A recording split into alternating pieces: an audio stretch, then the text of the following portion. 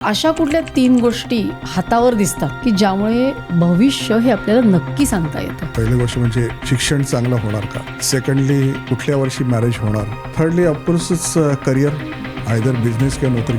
माझं लग्न कधी होणार, कोणाशी होणार, ते कुठल्या रेषेवरनं लव्ह कळतं? मॅरेजची साईन आहे ना, परंतु अति जास्त प्रयत्न जर केले मॅरेजमध्ये कन्वर्ट होतं रिलेशनशिप, पण मग नंतर कॉम्प्लिकेशन होऊ शकतात. ही हार्टलाईन आहे. त्या हार्टलाईनमध्ये तुमचं मॅरेज किती सक्सेसफुल होणार की नाही हे कळत असतं. एक हात जो आहे तो बाय बर्थ आपल्या लाईन्स असतात आणि एक जो हात आहे त्याच्यामध्ये लाईन्स चेंज होतात. याचा अर्थ असा आहे की आपण जर प्रयत्न व्यवस्थित केले तर लाईन्स चेंज करण्याची आपल्याला परमिशन दिलेली आहे. पण मग डिवोर्स आणि सेपरेशनची काय साईन दिसते तुम्हाला? रिसेंटली माझ्याकडे एक पुण्यावरून व्यक्ती आली होती. अप टू 70 त्यांचं एज होतं. सगळं त्यांचं मी सांगितलं तर त्यांना म्हटलं, सर तुमचा डिवोर्स झाला आहे असं वाटतंय मला हातावरून तरी. तर ते बोलले की नाही सर, मला डिवोर्स नाही झाला. तर मी त्यांना म्हटलं, सर मला ऐकायला आवडेल की कसा तुझा डिवोर्स नाही झाला, कारण हातात तर क्लिअर आहे. तर ते बोलले की sir actually you are not wrong, मी डिवोर्सची डिसिजन घेतली होती.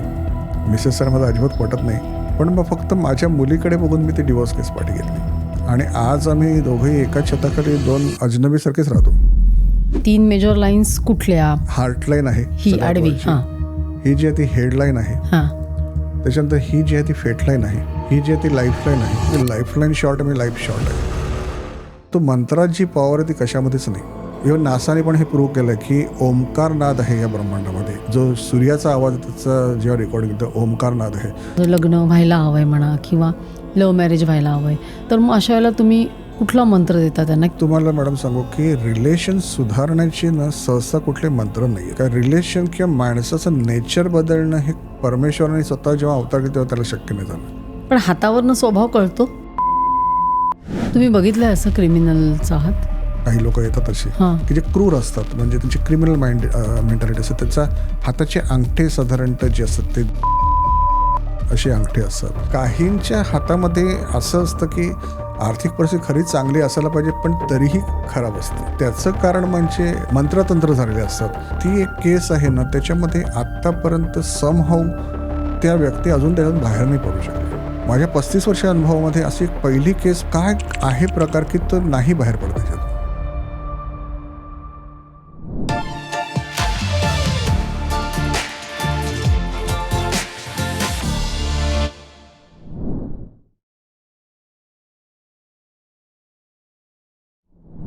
नमस्कार संदेशजी, तुमचं सर्व काहीमध्ये खूप खूप स्वागत आहे.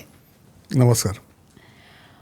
मला एक सांगा की सगळ्यांना असं रहस्यमय वाटणारं आणि मला असं वाटतं वर्षानुवर्ष भुरळ पाडणारं एक शास्त्र, ते म्हणजे पामिस्ट्री, म्हणजे हस्तरेखाशास्त्र, आणि तुम्ही एक्सपर्ट आहात. तर अशा कुठल्या 3 गोष्टी हातावर दिसतात की ज्यामुळे भविष्य हे आपल्याला नक्की सांगता येतं? बेसिकली आपण पामिस्ट्रीमध्ये बऱ्याच गोष्टी बघतो.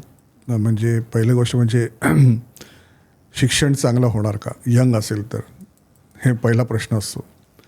सेकंडली मॅरेजचा मेन प्रॉब्लेम असतो.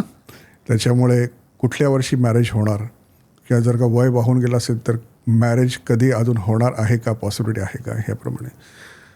थर्डली ऑफकोर्सच करिअर, ज्याच्यामध्ये आयदर बिझनेस किंवा नोकरी. त्या नोकरीमध्ये पण गव्हर्नमेंट जॉब लागणार का प्रायव्हेट जॉब लागणार, ह्याच्यावर एवढं सगळं कळतं? सगळं कळतं म्हणण्यापेक्षा मी जी लिमिटेशन त्याप्रमाणे सांगत असतो. त्याच्यामध्ये जॉब लागणार का हे कळतं, पण गव्हर्नमेंट जॉब ह्याला थोडं गेस करावं. त्याचं कारण असं आहे, गव्हर्नमेंट जॉब हा सिक्युअर जॉब असतो. त्याच्यामुळे त्याप्रमाणे आपल्या जी भाग्यरेषा आहे त्याच्यामध्ये ती सिक्युरिटी दिसत असेल तर आपण एक गेस करू शकतो की गव्हर्नमेंट जॉब असू शकतो. पण पॉसिबिलिटी अशीही होऊ शकते की अतिशय चांगल्या ऑर्गनायझेशनमध्ये खूप स्टेडी जॉब असणंसुद्धा पॉसिबल असू शकतं. पण मोस्टली त्या गेसमध्ये गव्हर्नमेंट जॉब असण्याची शक्यता मेजॉरिटी असते.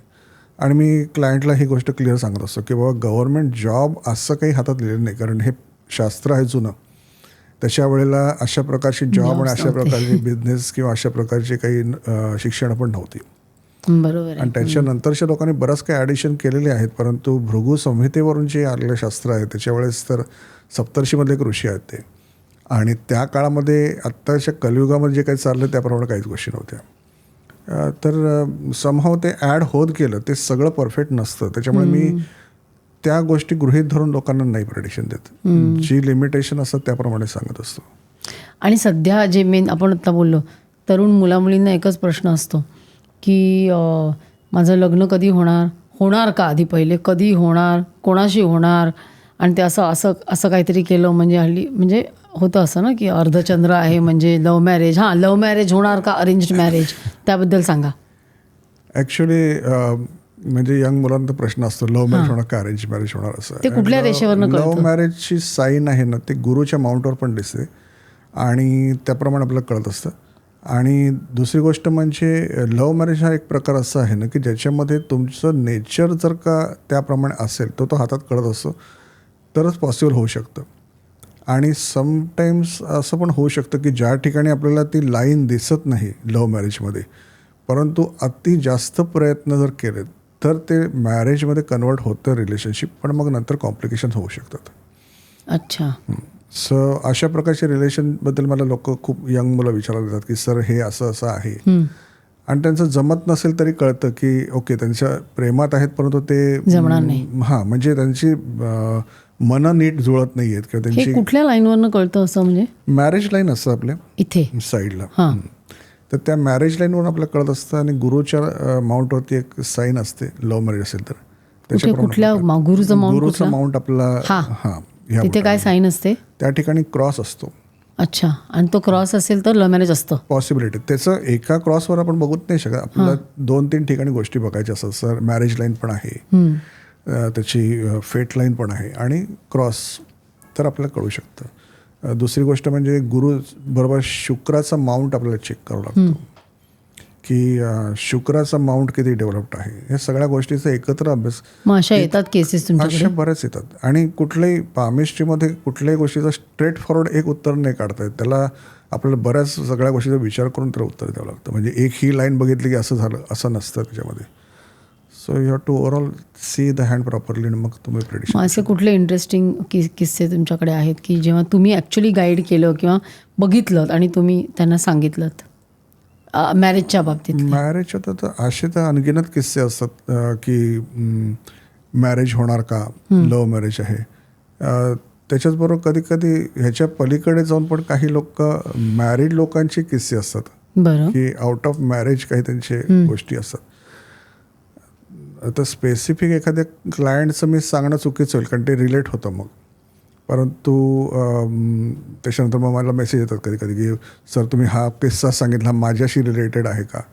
तर तसं नाही, परंतु माझ्या घरामध्ये जर मी म्हटलं तर माझ्या मुलाचा पण एक किस्सा आहे तसं अगदीच क्लोज सांगायला, की त्याच्या हातामध्ये पण असं होतं की लव्ह मॅरेजचे तसे फारसे योग नव्हते, पण मॅरेज हा एक असा किस्सा आहे की त्याच्यामध्ये तुम्ही एक्स्ट्रा एफर्ट्स टाकल्यावर त्या गोष्टी घडून येतात आणि त्यानंतर त्या लाईन्स क्रिएट होतात.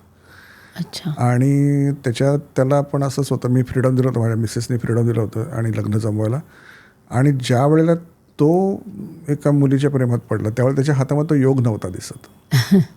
पण मी एक नेहमी स्टेटमेंट करतो, नथिंग इज इम्पॉसिबल. कायमच तुम्हाला प्रयत्न करणं, परमेश्वराने तुम्हाला कायमच कर्म करायला सांगितलेलं आहे. आणि आय सेड की डिफिकल्ट खूप आहे, प्रॉब्लेम्स फेस करशील तू, पण जर तू खूप जास्त त्यासाठी प्रयत्न करशील तर सक्सेस पण होईल. And I can say now she is my daughter in law. अरे वा, व्हेरी गुड. पण मग आपल्याला हात बघून जेव्हा मुलं विचारतात तेव्हा तुम्ही पार्टनर कसा मिळेल हे सांगू शकता का? हो, स्वभाव आपला कळत असतो. आणि आपल्याकडे जी हार्टलाईन आहे. कुठली हार्टलाईन? ही जी वरची सगळ्यांची आहे ही हार्टलाईन आहे. या हार्टलाईन वरचं त्या हार्टलाईनमध्ये तुमचं मॅरेज किती सक्सेसफुल होणार की नाही हे कळत असतं. बरं. तुमचं नेचर कसं आहे, तुम्ही प्रेमळ आहात का नाही आहात, तुम्ही स्वार्थी आहात, कॉमन सेन्सने विचार करता, खूप एक्स्ट्राऑर्डिनरी जास्त प्रेम करता, दोन्हीमध्ये बॅलन्स्ड आहे, तुमची लग्नामध्ये भांडणं जास्त होणार का नाही होणार, मिसेसशी पटणार का नाही पटणार, हे सगळं कळत असतं. मॅरेज लाईन जे आहेत ते ॲक्च्युअली त्या दाखवतात की तुमचं मॅरेज टिकणार का नाही टिकणार, तुमचं साईडच्या तुमचं सेपरेशन होणार, तुमचं डिव्होर्स होणार, ह्या सगळ्या गोष्टी त्या मॅरेज लाईनमध्ये कळत असतात. आणि त्याप्रमाणे आपण सांगू शकतो. म्हणजे फॉर एक्झाम्पल कधी कधी असं होतं की आता माझ्याकडे बरेच म्हणजे अनमॅरिड मुलं येतात आणि त्यांचा स्वभाव जो आपला हेडलाईनवर कळत असतो, त्या हेडलाईन आपण वाचून त्याची हार्टलाईन वाचून ती मॅरेज लाईन वाचून जर का आपल्याला कळत असेल की ह्याला सेपरेशन योग आहेत, तर आपण त्याला त्याप्रमाणे गाईड करू शकतो किंवा तुला हे योग आहेत. आणि हे योग टाळण्यासारखे पण असतात जर आपण त्याप्रमाणे प्रयत्न केला. असं आहे तुमच्याकडे केस एखादी? बरेच केसेस येतात. म्हणजे टू बी व्हेरी फ्रँक, मी सकाळपासून रात्रीपर्यंत इतके किस्से बघत असतो की मला असं अचानक तुम्ही जर असं म्हटलं तर इकडे 10, 15, 20 पाठच्या थोड्या एका आठवड्यात असेल किस्से अशा. तर त्याच्यामध्ये मी त्यांना गाईड हे करत असतो किंवा तुला फ्रंटला तुला जेव्हा कुठल्या माणसाशी किंवा मुलीशी किंवा जर मुलगी असेल तर मुलाशी लग्न करणार, तर तुझ्या आयुष्यात हा योग आहेच नक्कीच. तर तुला अवॉइड कसं करायचं त्याच्यासाठी पण मी त्यांना थोडं गाईड करतो, just like counselling.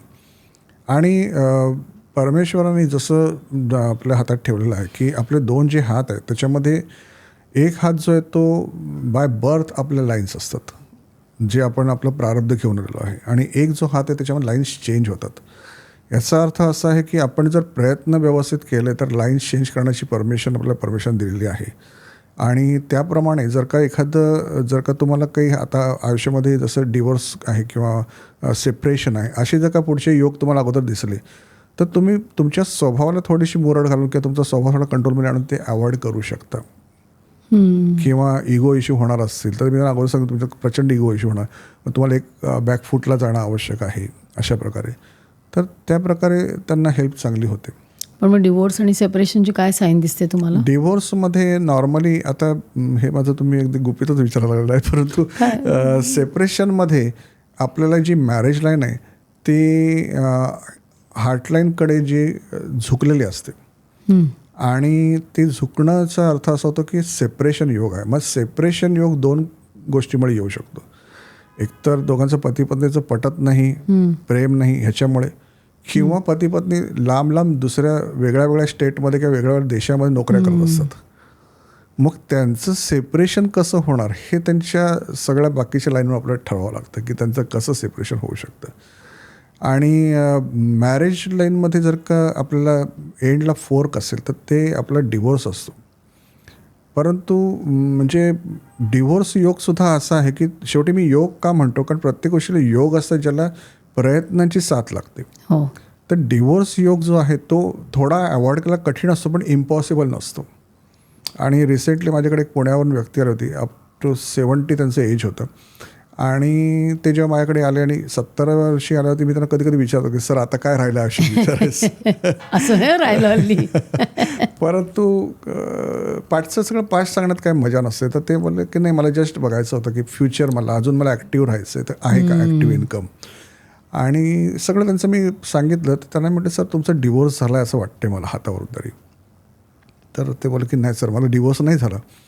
I was bit taken aback. मी थोडासा शॉक बसला मला की इतकं क्लिअर साईन आहे डिवोर्सची आणि कसं नाही. तर मी त्यांना म्हटलं सर मला ऐकायला आवडेल की कसं तुझं डिवोर्स नाही झाला, कारण हातात तर क्लिअर आहे. तर ते बोलले की sir actually you are not wrong. मी डिवोर्सची डिसिजन घेतली होती, मिसेस मला अजिबात पटत नाही, आणि डिवोर्ससाठी मी केसही फाईल केली होती, पण मग फक्त माझ्या मुलीकडे बघून मी ती डिवोर्स केस पाठी घेतली. आणि आज आम्ही दोघंही एकाच छताखाली 2 अजनबीसारखेच राहतो. म्हणजे लिगली डिवोर्स नाही पण मनाने डिवोर्सच आहे. आणि ते तुम्हाला दिसलं आता ते हातात, कारण तो डिवोर्सचं साईन पूर्णपणे दिसत होती ॲक्च्युली. अशी सिच्युएशन असते. परंतु काही वेळेला असं होतं की ज्याच्या हातामध्ये सेपरेशन योग असतो पण तो फोर्स केल्यामुळे किंवा इगो प्रॉब्लेममुळे तो डिवोर्सपर्यंत कन्वर्ट होतो. म्हणजे सेपरेशन योग हा असा आहे ना की you're sitting on a fence. तुम्ही रिलेशनमध्ये परत उडी मारणार का रिलेशनच्या बाहेर उडी मारणार ह्याच्यासाठी तुम्ही फेन्सवर बसलेले असतात. आणि माझ्याकडे नाशिकवरून एक 1-2 महिन्यापूर्वी एक व्यक्ती आली होती. 42 एज असेल त्यांचं, क्वाईट हँडसम पर्सन, पण प्रचंड फ्रस्ट्रेटेड. आणि लिटरली म्हणजे अशा फ्रस्ट्रेशनमध्ये होते की त्यांचा हात त्याचा थरथर कापत होता. त्यांचा हात बघितल्यावर मी त्यांना म्हटलं की सर ॲक्च्युली ना तुमच्या हाताप्रमाणे मला ना सेपरेशन योग दिसतो आहे. तुमचं लव्ह मॅरेज झालंच ना हेही मला दिसतं आहे, परंतु ना सम हाव आय सेन्स, मला एक 6th सेन्समुळे ते स्फुरतं की तुम्ही ना यू फोर्स डिवोर्स, तुम्ही डिवोर्स फोर्स केलेला आहे. तो बोला yes sir actually I have force divorce on my wife. म्हणजे असं झालं होतं की आमच्यात काही वाद झाले, मिसेस माहेरी निघून गेली. मी काही दिवस तिला बोलवायला गेलो नाही आणि काही दिवसांनी मी तिला गेलो घ्यायला तर तिने मला नकार दिला यायला आणि मला इतका राग आला की मी डायरेक्ट लॉयर गाठला आणि मी डिवोर्ससाठी ॲप्लिकेशन केली. 2.5 वर्ष ती केस चालली आणि डिवोर्स झाला. सर आज मला खूप रिपेंट करतो आहे मी आणि आज मला ती परत हवी पण ती काय मला मिळू शकत नाही आहे. So that is how you can change. डेस्टिनीमध्ये हार्ड अँड फास्ट एक्झॅक्टली सगळं नसतं. पामेशकडे जाणं किंवा ॲस्ट्रॉलॉजीकडे पण जाणं समजा तुम्हाला गाईड एवढ्यासाठी आहे की तुम्ही रस्त्यावर एका चाललेला आहात आणि त्या रस्त्यावर पुढे जर खड्डा असेल तर तो पुढे खड्ड्यात खड्ड्यात पडणार असंच सांगण्यापेक्षा तो खड्डा तुला अव्हॉइड करायचा आहे हे सांगणं महत्त्वाचं आहे. आणि तो जर अव्हॉइडेबल असेल तरच पामेशकडे दाखवणार अर्थात. अदरवाईज जर खड्ड्यात पडणार असेल तर तुम्हाला अगोदरच कळलं की 4 वर्षांनी मी खड्ड्यात पडणार आणि आजच तुम्ही समजून घेतलं तर मग 4 वर्ष तुम्ही टेन्शनमध्ये राहणार. पण 4 वर्षांत खड्ड्यात पडणार आहात आणि ते तुम्हाला अव्हॉइड करायचे तर दॅट इज मच बेटर. आणि त्यासाठी लोक माझ्याकडे येतात की nothing is like hard and fast. प्रत्येकाची योग असतात. त्या योगामध्ये तुम्ही सपोर्टिंग वागता का विपरीत वागता ह्याच्यावरती महत्त्वाचं आहे की कशा गोष्टी होणार. माझ्याकडे अनेक लोक अशी येतात की ज्यांच्या हातामध्ये खूप छान करिअर असतं, हातामध्ये दिसतं असं पैसा खूप आहे, परंतु प्रत्यक्षामध्ये त्यांच्या हातात काहीतरी वेगळं म्हणजे आयुष्यात काहीतरी वेगळं घडत असतं कारण त्यांचे डिसिजन खूप चुकलेले असतात आयुष्यात. आणि अशा केसमध्ये माझ्याकडे अनेक लोक येतात. त्याच्यामध्ये एक व्यक्ती आली होती आणि ही वॉज समथिंग अराउंड 52 त्यांचं एज होतं. आणि हात बघितला म्हटलं प्रचंड हुशार व्यक्ती आहे. म्हटलं sir you are intelligent person, खूप हुशार आहात आणि तुमच्या हाताप्रमाणे जे मला दिसतं त्याप्रमाणे तुमचं करिअर वेल सेटल्ड असायला पाहिजे होतं. तुम्ही फायनान्शियली पण स्टेबल असायला पाहिजे होतं. पण somehow I am sensing from your hand की कुठेतरी काहीतरी बिनसलं आणि तुम्ही आत्ता अनएम्प्लॉयड आहात. It was a very bold statement from me. आणि ते बोलले yes sir I am not only now unemployed, I am unemployed for past 20 years. तर म्हटलं हाऊ कम, म्हणजे तुम्ही काय केलं एक्झॅक्टली की तुम्ही अनएम्प्लॉयड राहू शकलात. तर म्हटलं सर मी मेकॅनिकल इंजिनिअरिंगला डिस्टिंक्शन आहे, चांगल्या कंपनीत जॉब लागला होता, 7 वर्ष जॉब केला. समहाऊ मला कलिग्सचा त्रास वाटत होता म्हणून मला असं वाटलं की मी कुठेतरी दुसरीकडे जॉब करेन आणि मी कुठलाही जॉब लागण्याच्या अगोदर नोकरी सोडून दिली. ह्या कॉन्फिडन्सने की 7 वर्षाचा एक्सपिरियन्स आहे, डिग्री चांगली आहे, कुठेही लागेल. आणि माझे वडील नाही म्हणत होते तरी मी ऐकलं त्यांचं आणि मी जॉब सोडला. आणि त्याच्यानंतर from the age of 32 till the age of 52 मला जितके इंटरव्ह्यू झाले त्या इंटरव्ह्यूमध्ये एकाही माझं सिलेक्शन नाही झालं. आणि जितके मी आत्तापर्यंत बिझनेस करायचा प्रयत्न करते सगळे फेल केले. बापरे. तर मी म्हटलं सर तुमच्या हातामध्ये दुर्दैवाने असं होतं ना की एक स्ट्रेट तुमची फेटलाईन आहे आणि अतिशय स्ट्रेट असं तुमचं करिअर होतं, एक सिक्युअर पण एकच. म्हणजे एक उदाहरण देऊन सांगितलं ना तर जसं की समजा आपण लग्नाच्या पंक्तीला गेलेलो आहे, लास्ट व्यक्तीवर लग्नाच्या पंक्तीला, आणि आपल्याला मस्त की सगळी भांडी रिकामी करून मस्त पंचपक्वानं वाढलं, जेवायला दिलं आणि आपण रागाच्या भरात ते ताट उडवून टाकलं आणि सांगितलं आता परत जेवायला आणा. तर भांडी रिकामी आहेत, ते नशिबाची भांडी रिकामी झाली तुमच्या आणि तुम्ही ते उडवून टाकलं ताट. त्याच्यामुळे फार कठीण आहे अशा सिच्युएशन. म्हणजे कसं कळलं तुम्हाला जॉबलेस आहेत? Jobless it is six sense actually. तुम्हाला म्हणजे हातावर हातावरती तर ज्या लाईन्स दिसतात ना, खूप वेळा तुम्हाला आश्चर्य वाटेल मॅडम की अनेक वेळेला मेजर लाईन्स पण हातावर प्रेझेंट नसतात, असेही असतात, त्याला मॉडिफाईड हँड असतात. म्हणजे माझ्याकडे अशी काही लोकं येतात की ज्यांच्या हातावरती 1 किंवा 2च लाईन असतात. आणि अशा लोकांचं प्रिडिक्शन द्यायचं म्हणजे तुम्ही लाईन्सचा अभ्यास करून तर होतच नाही, त्यावेळेला तुमचं सिक्स सेन्स असणं डेव्हलप अतिशय आवश्यक आहे. आणि माझ्याकडे असे केस येतात की ज्या दुसऱ्या लोकांकडे जातात त्यांच्याकडून त्यांना प्रॉपर समाधानकारक उत्तरं मिळत नाहीत कारण लाईन्सच नाही. मग अशा वेळेला तुम्हाला सिक्स सेन्सने त्या गोष्टी स्फुरल्या तर तुम्ही सांगू शकता. आणि बाय गॉड्स ग्रेस मला थोडीफार ती पॉवर आहे. मी रेकी ग्रँडमास्टर पण आहे, त्याच्यामुळे ती पॉवर आहे. काही साधना असतात त्या केल्यामुळे थर्ड आय जो आपला ओपन असतो त्याच्यामुळे त्या गोष्टी दिसत असतात. तर त्या संदर्भामध्ये खूप वेळा लाईन्सच्या पलीकडे जाऊन आपल्याला काही गोष्टी दिसतात.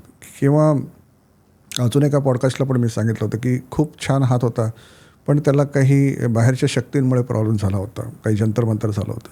अशी प्रॉब्लेम असतात. माझ्याकडे तर भरपूर लोक अशी येतात की ज्यांना असे प्रॉब्लेम असतात की नॉर्मल त्यांच्या लाईन्स असलं तर लाईफ खूप चांगलं असायला पाहिजे परंतु प्रत्यक्षात लाईफ खूप बरबाद झालेलं असतं.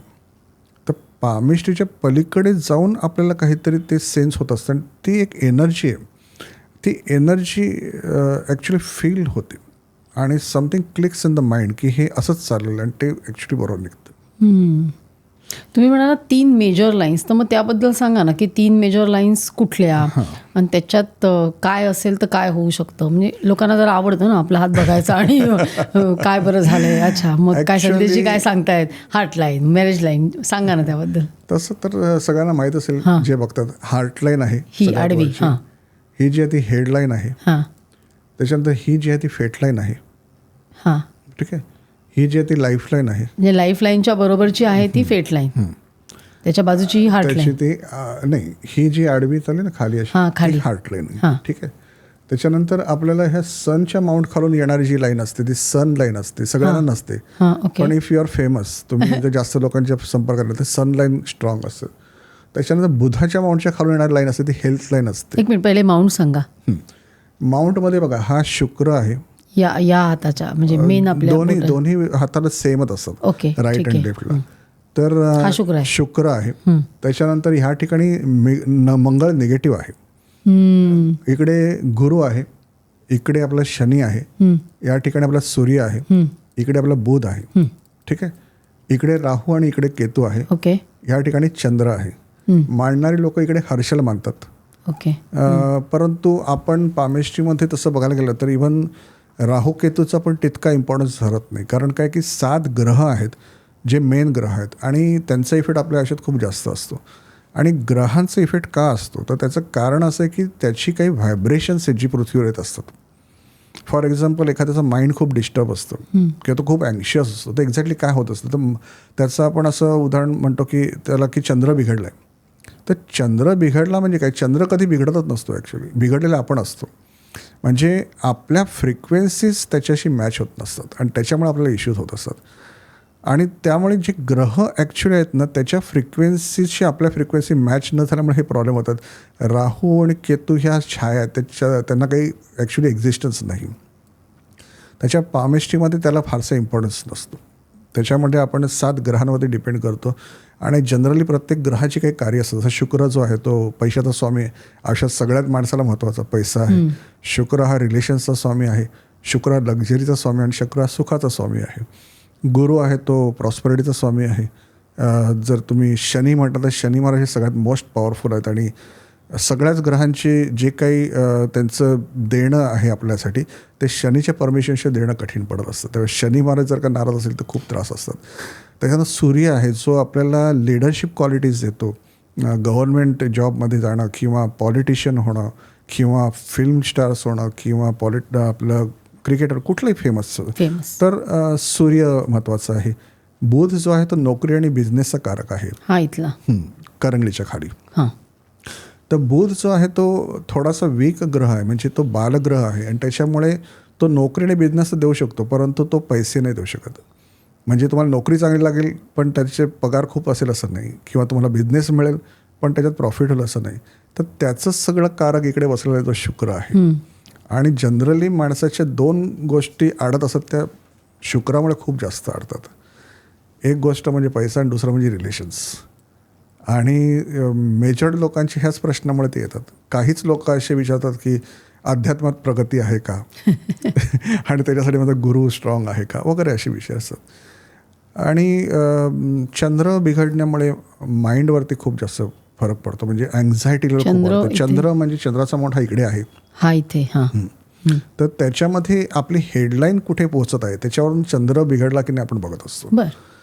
आणि चंद्राचं जर माउंट डेव्हलप्ड असेल आणि जर का आपली हेडलाईन जर चंद्रावर पोचत असेल तर तो माणूस आयुष्यामध्ये सायकिकच होतो. म्हणजे ही बिकम्स लुनॅटिक. पण जर त्याचं नॉर्मली चंद्राचं माउंट खूप डेव्हलप नसेल पण हेडलाईनचं ज्याप्रमाणे तिथपर्यंत पोचते किती पण पोचते हे पण आपल्याला बघावं लागतं. तर त्याच्या आयुष्यातली अँझायटी लेवल किंवा त्याला येणारे काही मेंटल इश्यूज हे आपल्याला डिटेक्ट होऊ शकतात त्याच्यामुळे. मंगळ जो आहे तो ॲक्च्युली पोटावरती त्याचा परिणाम असतो आणि साधारणतः मंगळ पॉझिटिव्ह असतो जो इकडे असतो आपल्या हार्टलाईनच्या जस्ट. तर त्याचा काही फारसा प्रॉब्लेम नसतोच कधी कोणाला. पण मंगळ निगेटिव्ह जो आहे ना ह्या ठिकाणी कॉर्नरला त्याचे इश्यू असले तर पोटाचे विकार होतात आणि स्किनचे प्रॉब्लेम्स होतात. शनीचे प्रॉब्लेम असले तर मग माणसाला ॲक्सिडेंट्स, ऑपरेशन्स, इंटरनल ऑर्गन्सचे फेल्युअर्स, असे बरेच प्रॉब्लेम होऊ शकतात. तर अशा प्रकारे आपल्याला त्याचं बघावं लागतं. आणि ह्या एखादी लाईन असेल तर ती लहान असेल किंवा म्हणजे या लाईनपासून आपण जर सुरुवात केली लाईफ लाईन तर ती किती मोठी पाहिजे? लाईफलाईन ॲक्च्युली खूप वेळा असं होतं ना की लोकांना असं गैरसमज असतो की लाईफलाईन शॉर्ट आहे म्हणजे लाईफ शॉर्ट आहे. हां, परंतु ते तसं नसतं. नसतं. ॲक्च्युली लाईफलाईन शॉर्ट असून खूप जास्त लाईफ असेल लोक असतात. म्हणजे असं असतं का आपल्याला मोजता येतं का?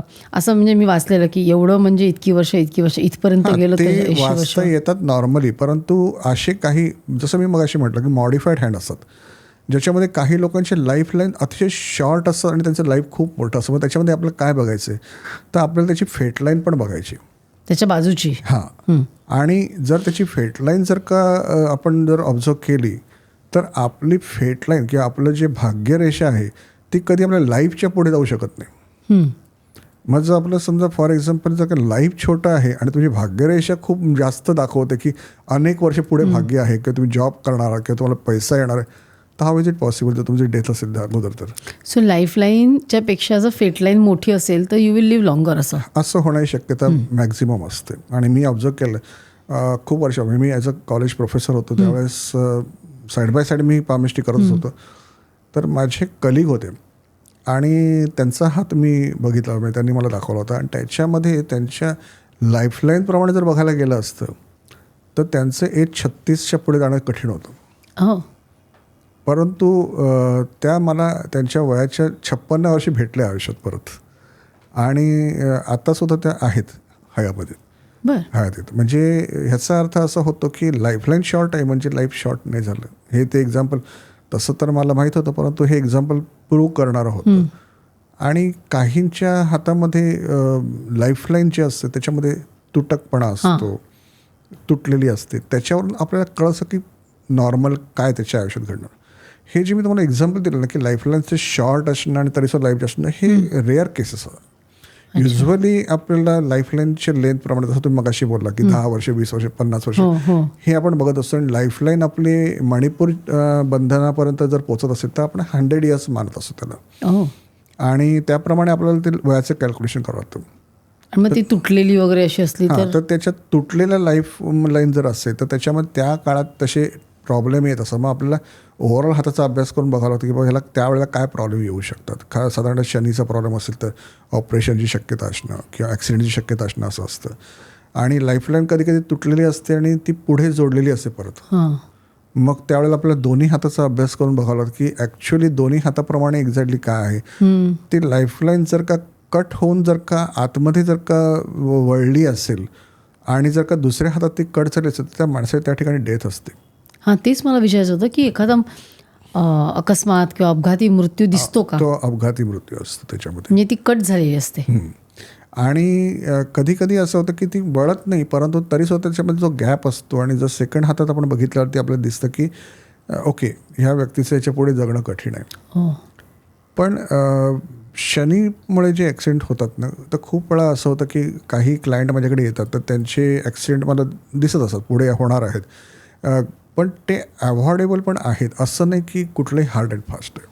त्याच्यामध्ये शनीचे मंत्र जर आपण केले आणि आणखीन काही मी साधना सांगतो तर तुमचा इंटेन्सिटी बरीच कमी होते. ॲक्सिडेंट होणारच नाही असं नाही, पण जो सिव्हिअर होणार तो आपला लेस सिव्हिअर होऊ शकतो. म्हणजे माझ्याकडे एक फॅमिली आली होती काही दिवसापूर्वी आणि भीमाशंकरवरून म्हणजे लांबून लांबून महाराष्ट्रात माझ्याकडे येतात लोक, तर भीमाशंकरवरून आले होते, तसं जवळच येते. आणि त्या मॅडमचा हात बघितला मला लक्षात आलं की शनीची प्रचंड बाधा आहे त्यांना. आणि मी त्यांना असं म्हटलं की मॅडम तुम्हाला ना वारंवार ॲक्सिडेंट होतात आयुष्यामध्ये आणि ह्याच्या पुढेही प्रचंड त्रास दिसतोय मला, तर मी तुम्हाला काही मंत्र सांगेल तुम्ही कराल का? तर त्याने थोडं हसण्यावर नेलं. ते म्हटलं की हां सर आता काय असं यूट्यूबला खूप काय काय बघत असे काय काय करत असे, तुम्ही एक द्या तेही मी करीन. तर म्हटलं मॅडम मी असं कधी देत नाही, कारण मंत्रांचा उपवास तुम्ही करणार आणि मी तुम्हाला देईन असं होण्यातलं नाही. ते आध्यात्मिक गोष्टी आहेत आणि त्या मी देऊन पापात सहभागी होऊ नाही शकत. पण मला काहीतरी दिसलं म्हणून मी तुम्हाला मंत्र सांगतो एवढं नक्की. तर मला त्यांच्या हातामध्ये 2 वर्षांनी फार सिरियस ॲक्सिडेंट दिसत होता. आणि त्याच्या अगोदरही त्यांचा एक खूप सिरियस ॲक्सिडेंट झाला होता. म्हणजे मिस्टरांच्या बाईकवरती ते पाठी बसले आणि बाईक खड्ड्यातून आपटून गेल्यावरती त्या उडल्यावरतून आणि त्या तोंडावरती खाली आपटले आणि त्यांची पूर्ण चेहऱ्याची सर्जरी करायची वेळ आली होती. तो त्यांना मी म्हटलं, त्यांना तो सिरियसनेस जाणवला आणि मग त्यामुळे की ठीक आहे, नाही नाही सर, मी थोडंसं मी तुला बोलून गेले, पण नाही तुम्ही सांगा, मी करीन. तेव्हा मी त्यांना काही मंत्र दिले आणि आय होप की शी विल सर्व्हाइव्ह. आणि हा जो फेट लाईन असते याला पॅरल, त्याच्यामुळे काय आपल्याला कळतं, म्हणजे ती काय डिसाईड करते? फेट लाईनमध्ये ओव्हरऑल आपलं लाईफ कसं जाणार आहे त्याच्यामध्ये नुसतं खूप लोक मनी लाईन असं म्हणतात, पण मनी लाईन असं नाही, ती फेट लाईन आहे तुमची. त्याच्यामध्ये तुमचं ओव्हरऑल भाग्य दिसत असतं. आणि काही लोकांच्या हातामध्ये डबल फेट लाईन असतात. हो, तर ते डबल फेट लाईन हा प्रकार काय असतो, तर त्याच्यामध्ये एक लाईन जी आहे ती मेन लाईन असते फेट लाईनची, आणि दुसरी एक लाईन त्यांच्या हातावरती येत असते साधारणतः चंद्राच्या माउंटच्या खालून. आणि ती लाईन जी असते ती साधारणतः फेमस व्यक्तींच्या हातावर जास्त असते. म्हणजे पब्लिक रिलेटेड त्यांचं काही कार्य असेल अशा लोकांना ही सेकंड लाईन जास्त असते. म्हणजे त्याप्रमाणे त्यांचं आल्यावरती मला कळतं की साधारणतः ही व्यक्ती लोकांच्याच सानिध्यात आहे. पण कधी कधी असं होतं की नॉट नेसेसरी की तो खूप सेलिब्रिटी असतो, कधी तो मार्केटिंग फील्डमध्ये पण असू शकतो आणि त्याचा अनेक लोकांशी संपर्क येत असतो, किंवा तो टीचिंग लाईनमध्ये असून तो अनेक स्टुडंटशी संपर्क येत असतो. So that kind of thing can also happen. म्हणजे तुम्ही एक सिंगल लाईनवरती सगळं काही कन्क्लुजन नाही करू शकत. You have to just see the hand properly. सगळं बघावं लागतं. काही सिक्स सेन्सने पण काही गोष्टी सुचतात, त्याप्रमाणे होत असतं. आणि मग आता तुम्ही हेडलाईनबद्दल सांगा.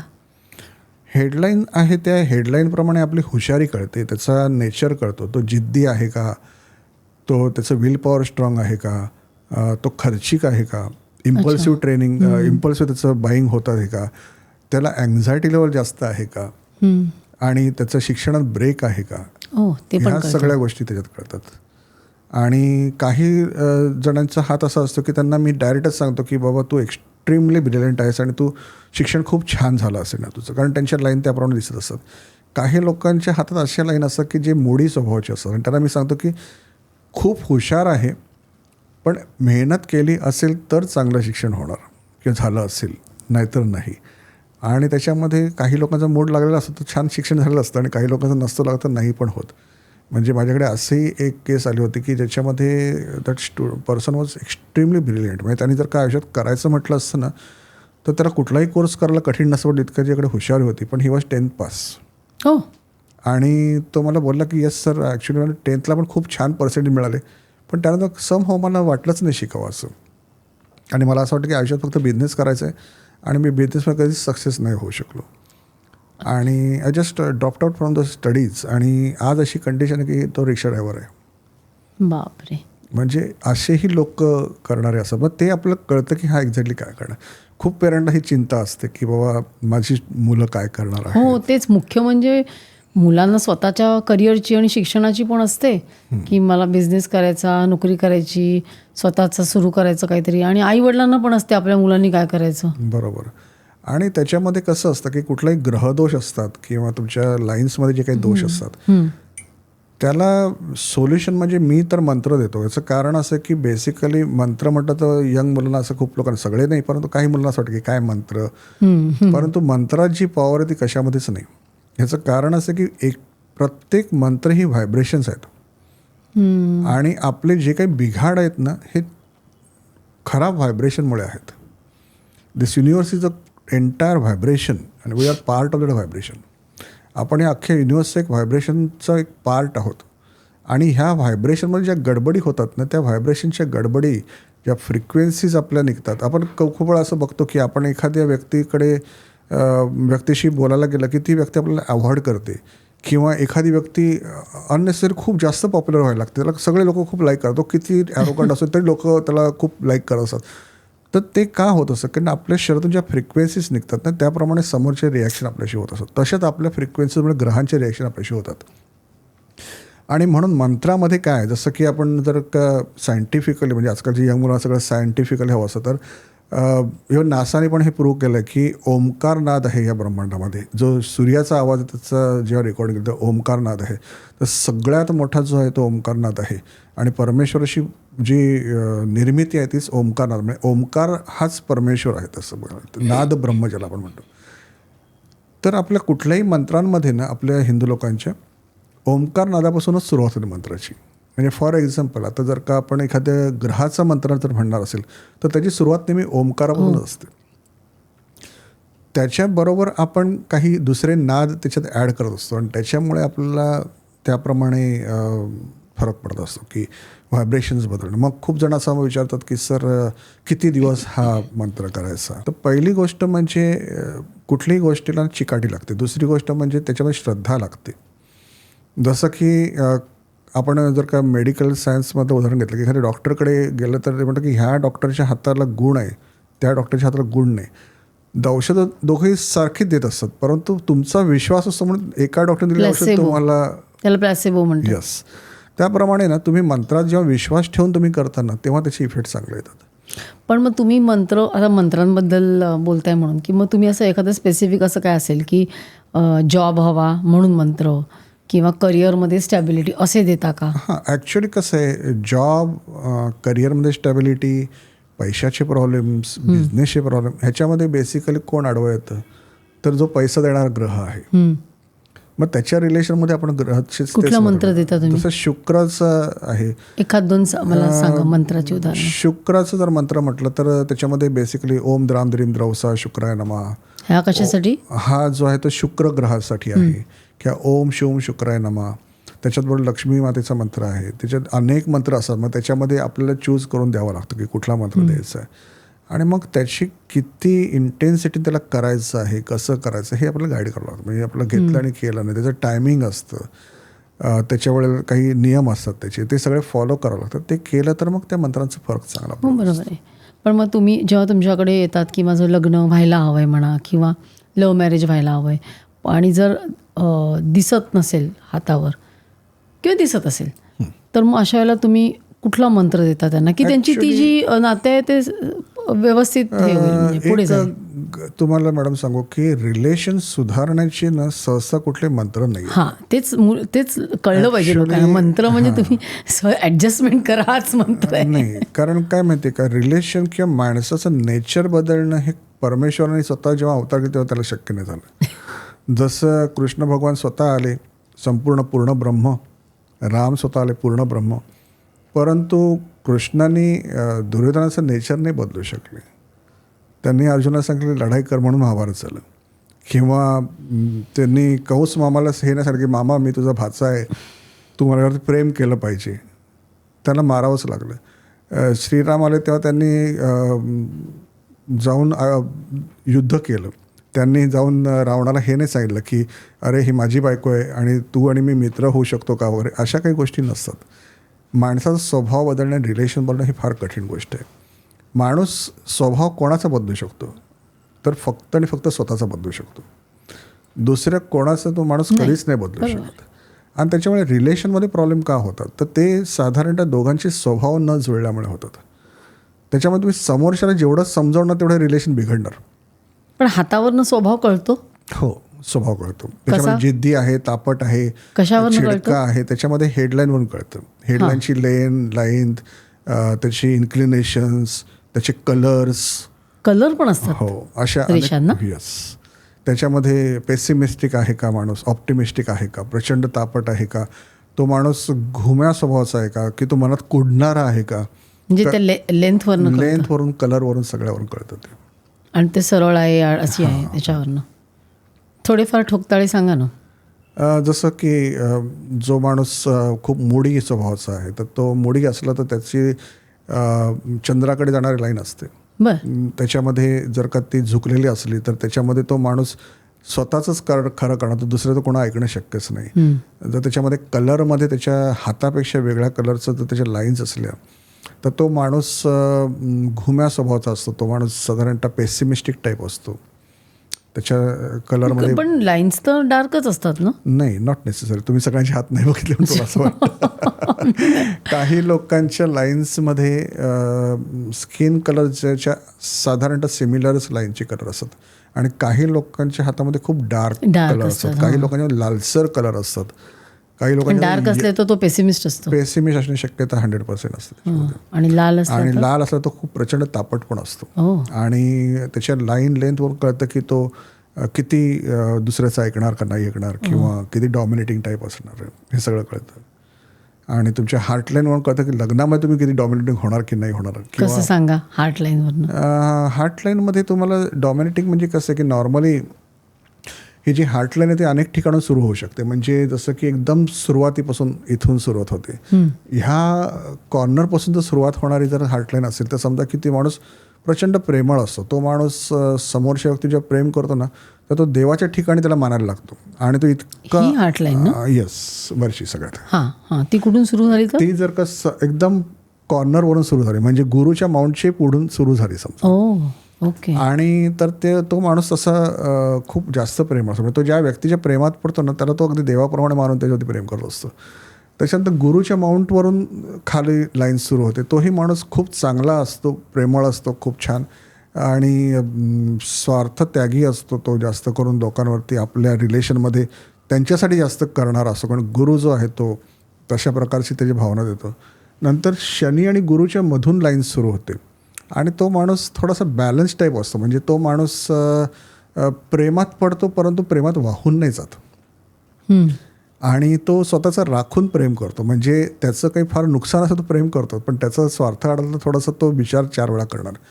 आणि जर शनीच्या खालून जर लाईन सुरू असेल तर तो माणूस फक्त व्यवहारी असतो आणि तो माणूस म्हणजे कुठे? शनीचं बोट आहे मधलं आणि शनीचं माउंट आहे त्याच्या खाली. हो तिथून सुरू झाली. तर तिथून जर लाईन सुरू झाली त्या माणसाची तर समजा की तो माणूस प्रचंड स्वार्थी असणार. तो माणूस फक्त स्वतःचा विचार करणार. तो रिलेशनमध्ये समोरच्या व्यक्तीचा विचार फारसा करणारच नाही. तर अशा प्रकारचे ते लाईन्स असतात त्याप्रमाणे. मग ते आता हल्ली ते असं असतं ना लाईनवर स्टार आहे. ॲक्च्युली स्टार हे खूप माझ्याकडे येतात लोक. सर हा चौकोन आहे, हा मासा आहे, तीळ आहे, असं आहे. बरोबर. ठिकठिकाणी तीळ आणि मासे असून काही त्यांनी काही विशेष आयुष्यात फरक नाही पडत काही. मेजर लाईन्सवरती जर तुम्हाला चौकोन असतील तर मग त्याची पोझिशनिंग कुठे आहे त्याप्रमाणे आपल्याला काही प्रेडिक्शन्स असतात. अदरवाईज हातावरती सगळ्या ठिकाणी कुठे कुठे चौकोन आहे छोटे मोठे त्यांनी काही फरक पडतो. की काही लोक फार आजकाल तर असं एक फॅशन निघाली की हातावरती एम दिसला की मिलेनियर असं आजकाल खूप मी गमत बघितली की लोक सांगत असतात. आणि हा एमची साईन तर माझ्याही हातावरती एक एमची साईन आहे. म्हणजे ही लाईन ही अशी लाईन झालेली आहे. तर त्याच्यामुळे मिलेनर असं म्हणतात. परंतु मला ही गोष्ट कळत नाही की भृगु संहितेमध्ये तर संस्कृतमध्ये तर त्यावेळेस इंग्लिश लँग्वेज तर नव्हतीच कधी. मग एम हा शब्द कुठे किंवा ते अल्फाबेटवरून कसं काय मिलेनर झालं असेल. तीळ असला तर काही नाही. तिळाचे पण कुठे आहे पोझिशन त्याच्यावरती फरक पडत असतो. आणि खूप लोक घाबरून जातात की तीळ आला मला काहीतरी खूप नुकसान किंवा अरे तीळ आला म्हणजे मला खूप फायदा. तर त्यांना बराच काही मिसकन्सेप्शन दिलेल्या गेल्या असतात. ह्याचे थोडेफार फरक पडतात परंतु मेजर लाईनशी जे फरक आहेत तसे नाही पडत. आणि खास करून at the end of the फेट लाईन म्हणजे त्याच्या खाली जर मासा असेल तर त्याचे काही इंडिकेशन म्हणजे अशा प्रकारे असतो. त्याचं काय इंडिकेशन? त्याच्यामध्ये तुमच्या बर्थ प्लेसपासून तुम्ही खूप लांब तुमचं कुठेतरी मृत्यूचं स्थान असू शकतं. आणि त्याच्यामध्ये तुम्हाला मृत्यूचं स्थान लांब म्हणजे साधारणतः जर त्याचे आकारून आपलं कळतं की whether it will be in your country or other country. म्हणजे तुम्ही फॉरेनला जाणार का. तर खूप लोकांना हा प्रश्न असतो फॉरेनला जाणार का, हा योग आहे का. तर तो फॉरेनला जायचा योग कळतो का हातावर. कसा असतो तो? तर तो फेटलाईनच्या किंवा लाईफलाईनच्या हाताखाली आपल्याला मासा असतो तो. नाही मृत्यूचा नव्हे नुसता सुद्धा जा फॉरेनला जायचा योग असतो का. तेच तर आहे. फॉरेनला जाण्याचा योग आहे ना तो त्या ठिकाणी त्याप्रमाणे तो मासा टाईप म्हणजे त्याला मासा लोक म्हणतात. मी त्याला मासा नाही म्हणत कारण सगळ्यांना नॉनव्हेज आवडत नाही तसं. परंतु तो जो फोर्क टाईप जो एक प्रकार झालेला असतो त्याच्यामध्ये तुम्हाला फॉरेनला जाण्याचा योग दिसतो. तर त्याच्यामध्ये तुम्ही सेटल होणार का तुम्ही जाऊन परत येणार का टेम्पररी जाणार ॲज अ टुरिस्ट हे साधारणतः एक कॅल्क्युलेशन असतं तुमच्या त्या फोर्कच्या साईज प्रमाणे. त्याप्रमाणे सांगता येतं आपल्याला की कसं आहे. आणि जर असं खूप जाळं असलं किंवा अशा लाईन्स नीट दिसत नसल्या आणि जाळं असलं तुटक्या ॲक्च्युअली ज्यांच्या हातावर तिचं खूप जाळं असतं त्याच्या लाईफमध्ये खूप जास्त कॉम्प्लिकेशन असतं आणि तो व्यक्ती समजायला पण खूप कठीण असतो. त्याचं नेचर थोडासा कॉम्प्लिकेटेड असतो ॲक्च्युली. आणि त्याच्यामुळे आपल्याला अशा लाईनमुळे हे दाखवतं की ओके हा माणूस थोडासा कॉम्प्लिकेटेड आहे. म्हणजे तो आपल्या समोर बसला तरी बऱ्याच गोष्टी लपवणार आहे अशी सिच्युएशन असते. आणि ज्याच्या हातावरती जास्त ज्या लाईन आहेत त्या माणसाच्या अंगात आयुष्यामध्ये सफरिंग्स पण बऱ्याच असतात. हार्ड लाईफ असतं त्याचं. तर ते आपलं दिसतं. ते म्हणजे क्लीन पाहिजेत लाईन्स. जितक्या लाईन क्लीन असेल आणि जितकी त्याची लेंथ आणि त्याची जी म्हणजे जसं आपण म्हणतो ना की एखादं गोष्ट सुबक असली तर चांगलं, तसं लाईन पण जितक्या सुबक तितक्या चांगल्या असतात. त्या वेड्या वाकड्या असणं, तुटक्या असणं, अतिशय भद्द्या असणं किंवा बोटाचे जे असतात त्याच्यामध्ये बोटाचे शेप असतात त्याच्यामध्ये काही भद्दे असणं, ह्याच्याप्रमाणे आपल्याला त्यांचं नेचर, त्यांचं कसं वागणं हे कळू शकतं. फॉर एक्झाम्पल क्रिमिनल माइंड असेल ते कसं असू शकतं, कसं त्याचा असतं? हात, तर साधारण त्याचा हाताचा तुम्ही बघितलंय असं क्रिमिनलचा हात? येतात, काही लोक येतात असे हां. की जे क्रूर असतात, म्हणजे त्यांची क्रिमिनल मेंटॅलिटी असते. त्याचा हाताचे अंगठे साधारणतः जे असतात ते जाड आणि अगली टाईप, म्हणजे थोडंसं असं ज्याला आपण म्हणतो की बेढंग किंवा बेडब अशा प्रकारचं असे अंगठे असतात. किंवा आपली जी हेडलाईन आहे त्याच्यामध्ये ती हेडलाईन ज्याची नॉर्मली सगळ्यांची टर्न आयदर ती सरळ जात असते किंवा ती टर्न खाली होत खाली असते. जाते. हां. परंतु क्रिमिनल ज्याच्यावर केसेस पडत असतात किंवा क्रिमिनल माइंड असतं त्याची हेडलाईन थोडीशी वरती जाते. हो, अशी. हां, आणि अशा केसेस होतात. आता लेटेस्टमध्ये माझ्याकडे एक व्यक्ती येऊन गेली, म्हणजे एक विथ फॅमिली, म्हणजे he is very well placed person, architect आहेत ते, आणि समहाव त्यांच्या हातामध्ये अशा प्रकारची लाईन आहे. तर मी त्यांना असं म्हटलं की सर तुमच्या क्रिमिनल केस पडलेली आहे का? तर ते बोलले येस सर माझ्यावर क्रिमिनल केस पडली. म्हणजे not because he is actually criminal, पण दुर्दैवाने त्यांचे वडील बिल्डर होते.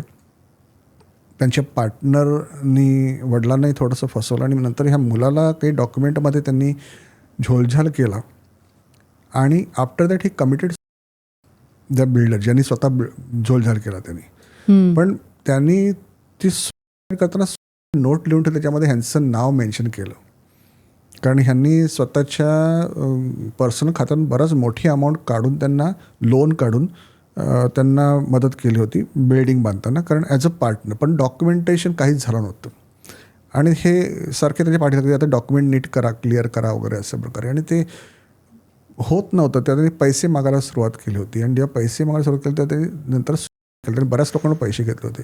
पण त्या नोटमध्ये त्यांनी लिहून ठेवलं की because of his pressure I am committed. आणि त्यांच्यामुळे त्या बिल्डरच्या वाईफने त्यांच्यावरती केस टाकली आणि आत्ता ते कोर्टामध्ये ॲक्च्युली त्यांच्या केस चालू आहे. त्याच्यामध्ये क्रिमिनल केस त्यांच्यावरती पडलेली आहे आणि ते दिसत ते हातात दिसत होते. तर आता म्हणजे अशा ज्या आपल्या रेषा आहेत त्याच्यावर अशी कुठली चिन्ह, जसं तुम्ही मगाशी मासा सांगितला, तर अशी कुठली चिन्ह असतात का? एखाद्या रेषेवर हे चिन्ह असेल तर साधारण त्या व्यक्तीला एखादा आजार म्हणा किंवा असं काय आहे? ॲक्च्युली एक खास करून एक चौकोन असतो ज्याच्यामध्ये काही ठिकाणी प्लेसमेंट त्याची आहे ती असली तर त्याच्यामुळे आपल्याला धोका कळतो. म्हणजे खूप लोक असं की चौकोन आहे त्याच्यामुळे मला फायदा आहे, परंतु त्याची प्लेसमेंट कुठे ह्याच्यावरती अवलंबून असतं. आणि खास करून जर आपल्या फेटलाईनच्या जर का जवळ जर का असं चौकोन असेल तर त्या माणसाचं घरामध्ये ॲक्सिडेंट होण्याची शक्यता जास्त असेल त्या काळामध्ये. हां, म्हणजे जसं घरामध्ये स्फोट होणं किंवा अशा प्रकारचे काही प्रकार, किंवा जर का ती फेटलाईनपासून लांब असेल तर त्याप्रमाणे अंदाज आपल्याला घेऊन सांगायला होतं की त्याचं घराच्या बाहेर ॲक्सिडेंट होण्याची पण शक्यता असते. म्हणजे ते आपल्याला कळत नाही. ऑफकोर्स नुसता चौकोन बघून आपण नाही सांगत, बाकीचे रिलेट करतो गोष्टी, परंतु त्या जर का आता एखाद्याच्या हातात जर ॲक्सिडेंट दिसत असेल, कारण जसं मी मगाशी म्हटलं की लाईफलाईनमध्ये तुटलेलं असतं, तर त्या गेस आपण त्याच्यावर करू शकतो की ह्याला जो धोका होणार तो साधारणतः कुठे होणार, घरामध्ये होणार, घराच्या बाहेर होणार. कारण ॲक्सिडेंट आहे, तो कुठेही होऊ शकतो. पण तो टाळता येतो का? टाळता येतो जर का तुम्ही प्रॉपर त्याच्यावरती तुम्ही सगळे उपाय केलेत आणि प्रिकॉशन पण घेतलीत. पण टोटली नाही टाळता येत, म्हणजे इंटेन्सिटी कमी होते. इंटेन्सिटी कमी होऊ शकते, बरोबर आहे. हां, म्हणजे असं मी उदाहरण देतो कधी कधी माझ्या क्लायंटला की जर समजा तुम्ही एक काच आहे आणि त्या काचेवरती एक हातोडा जोरात मारण्यासाठी उगारलेला आहे, परंतु तुम्ही करताना मात्र फक्त टचच करणार, तर तो जो इम्पॅक्ट आहे ना तो हातोडा जोरात मारण्याशी नक्कीच कमी असतो. त्याप्रमाणे होतात. म्हणजे जसं मी तुम्हाला उदाहरण की माझ्याकडे ती मगाशी मला वाटतं मी बोललो होतो की ते फॅमिली आणि त्या मॅडमचं ॲक्सिडेंट दिसत होतं मला हातामध्ये, आणि certainly it was major accident to happen. परंतु जर त्यांनी ते मंत्र वगैरे व्यवस्थित केले तर ॲक्सिडेंट तर होईल ज्या वेळेला होणार, पण त्याची इंटेन्सिटी कमी असेल एवढं नक्की. किंवा एखाद्याचं मेजर ऑपरेशन असेल तर ते मायनरमध्ये टळू शकतं, किंवा अगदी मायनर गोष्टी तर पूर्णच टळू शकतात. माझ्याकडे तुम्हाला असं वाटतं मॅडम की अनेक वेळा डॉक्टर लोक येतात, त्यांना स्वतःला गुडघेदुखी, कंबरदुखी असे प्रकार असतात आणि ऑर्थोपेडिक वगैरे करून पण होत नसतं. बरोबर. तर लेटेस्टमध्ये माझ्याकडे एक UK वरून आपलं एक त्याला काय म्हणतो आपण प्लॅस्टिक सर्जन होते. त्यांनी माझी अपॉइंटमेंट घेतली होती.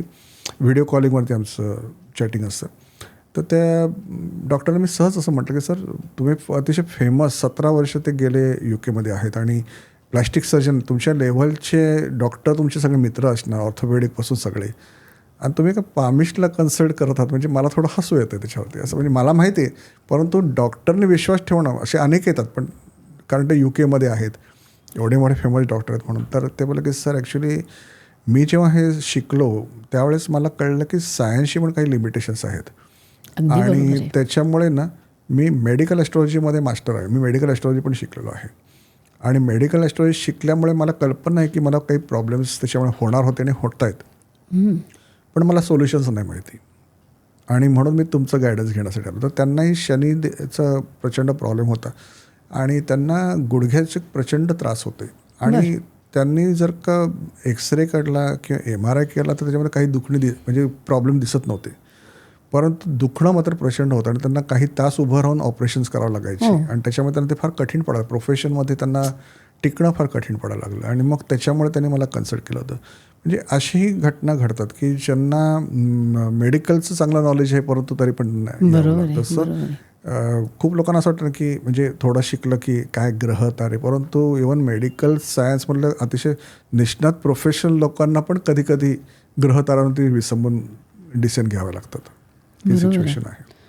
असं कधी येतात का तुमच्याकडे केसेस की माझी आर्थिक परिस्थिती बरोबर नाही आहे मग तुम्हाला ते म्हणजे बघून कळलं की का नाही आहे बरोबर आणि असं आर्थिक परिस्थितीसाठी तर 50% लोक आर्थिक परिस्थिती परंतु काहींच्या हातामध्ये असं असतं की आर्थिक परिस्थिती खरी चांगली असायला पाहिजे पण तरीही खराब असते आणि त्याचं कारण म्हणजे काही मंत्रतंत्र झालेले असतात त्यांच्यावरती वशीकरण मंत्रतंत्र झालेले असतात. बाहेरून काही त्यांच्यावरती बाधा निर्माण केलेली असते. आता ह्या नॉर्मली गोष्टी मानणं लोकांना कठीण पडतं जोपर्यंत ते फेस करत नाहीत तोपर्यंत लोकांना हे हसूच येतं खूप वेळा परंतु ज्यांना त्रास झाला त्यांना कळतं की हा त्रास काय आहे आणि मग तो त्रास असल्यावरती तुम्हाला टोटली बंधनं पडलेली असतात त्याच्यात तुम्ही काहीच करू शकत नाही. असे माझ्याकडे अनेक लोक येतात की ज्यांना ॲक्च्युली बंधनं पडलेली आहेत आणि लाईफमध्ये लिटरली म्हणजे त्यांचं लाईफ खूप स्पॉईल झालेलं असतं आणि त्या अवस्थेत ते जेव्हा माझ्याकडे येतात तेव्हा मग त्यांना मी त्यांची मार्गदर्शनही करत असतो पण बघूनही वाईट वाटतं की अरे ह्याचं खरं लाईफ किती चांगलं असायला पाहिजे होतं परंतु समहाऊ तुमच्या वाईट कृत्याने किंवा समोरच्या दुसऱ्या व्यक्तीच्या वाईट कृत्याने तुमच्या लाईफमध्ये बऱ्यापैकी चेंजेस होऊ शकतात आणि ह्याच्यामुळे खूप लोक जे आहेत त्यांना ह्याचे त्रास झालेले आहेत आणि अशी अनेक लोक येतात. मग तुमच्याकडे जास्तीत जास्त अशा केसेस कुठल्या येतात? मग माझ्याकडे जनरली फायनान्शियल प्रॉब्लेम असलेले लोक असतात किंवा इमोशनल ब्रेकडाऊन झालेल्या पण खूप लेडीज असतात किंवा जेंट्स असतात. त्यांचे फॅमिली रिलेटेड असतात मॅटर्स लग्न होत नाही म्हणून आलेले असतात. त्याचबरोबर मला काही लोकांना सायकिक प्रॉब्लेम होत असतात किंवा काहीतरी असे आवाज येत असतात काहीतरी विचित्र आवाज येतात म्हणून ते असं म्हणतात की मला काहीतरी ड्युअल पर्सनॅलिटी आहे किंवा अशा प्रकारची लोक येत असतात. त्याच्यामध्ये लेटेस्ट माझ्याकडे एक माणूस येऊन गेला मागच्या महिन्यामध्ये मागचा महिना असेल किंवा एक 15 दिवसाला असेल कदाचित. तो जेव्हा आला ना तेव्हा तो मला बोलला की सर मी तुमच्यासाठी एवढ्यासाठी आलो की ना माझी ना ड्युअल पर्सनॅलिटी आहे आणि माझं अंतर्मन माझ्याशी बोलतं.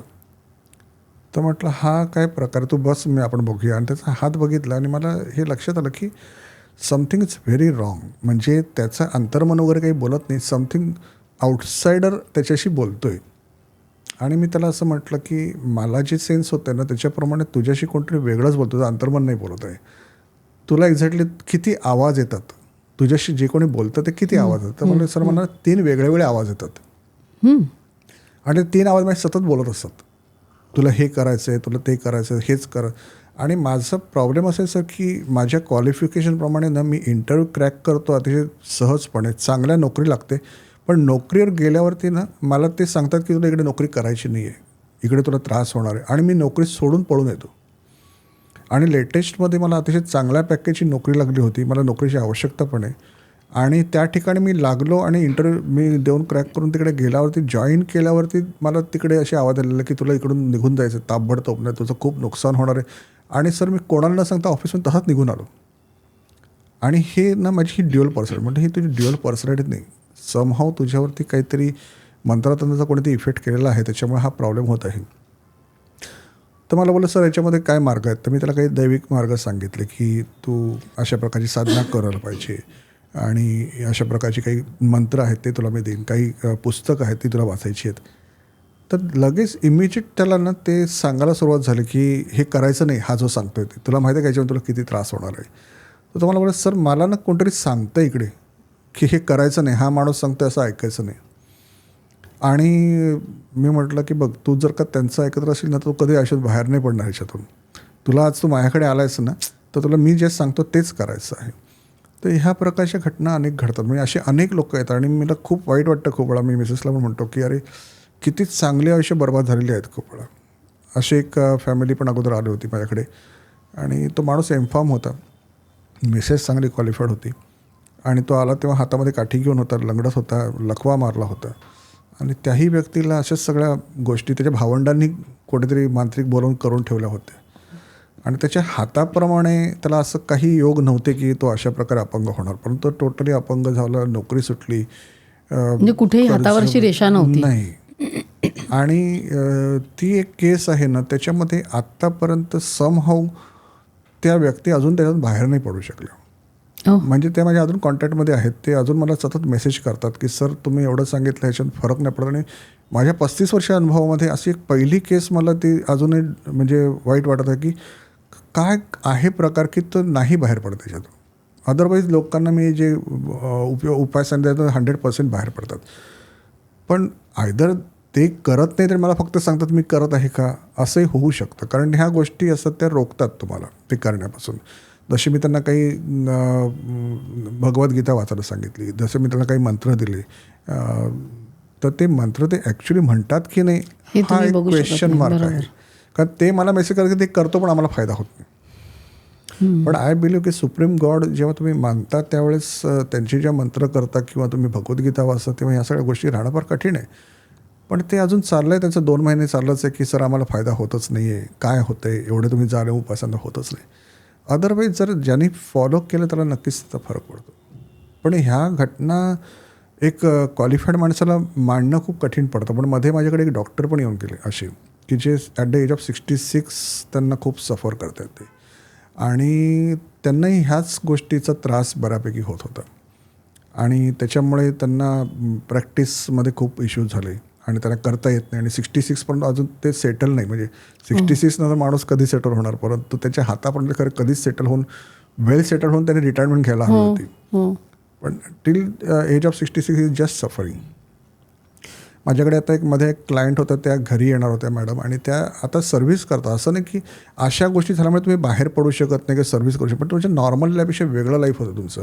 आणि त्याच्यामध्ये त्या मॅडमनी माझ्या घरी येण्याची अपॉइंटमेंट घेतली होती, पर्सनल अपॉइंटमेंट. परंतु मग त्यांनी मला मेसेज केला सर मी घरी नाही येऊ शकत, तुम्ही व्हिडिओ कॉलवरती मला कन्सल्ट करा. त्याच्यानंतर व्हिडिओ कॉलवरती त्यांना अपॉइंटमेंट दिल्यानंतर परत त्यांनी मला मेसेज केली सर मी ना व्हिडिओला पण फेस नाही करू शकत, कारण त्या गोष्टी रोखत राहतात त्यांना.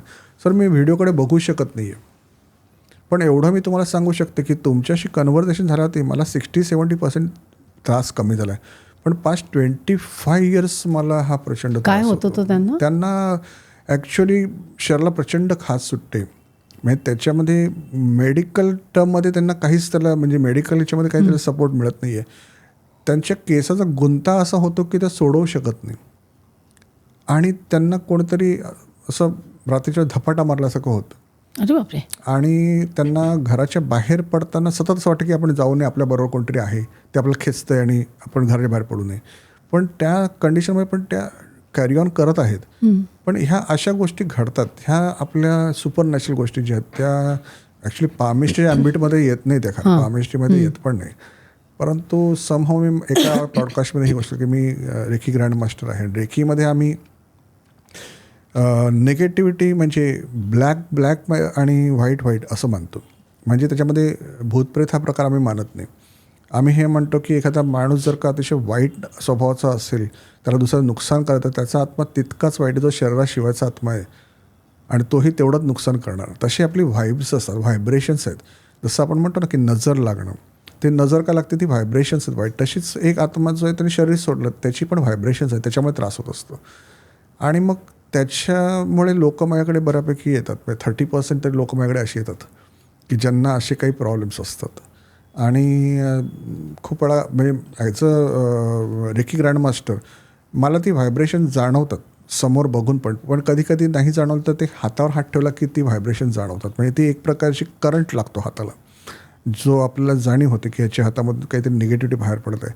पण तो हातावर हात ठेवून जर केलं ना तर त्याच्यामुळे माझी एनर्जी ड्रेन होते आणि मग मला दिवसभर क्लायंट असतं तेव्हा थकवा आल्यावरती ते पुढे हँडल करणं कठीण पडतं. म्हणून मी त्याच्यासाठी डाउझिंगची मेथड वापरतो. डाउझिंग बऱ्याच लोकांना माहीत असेल, याच्यामध्ये आपण पेंडुलमकडून आन्सर घेत असतो.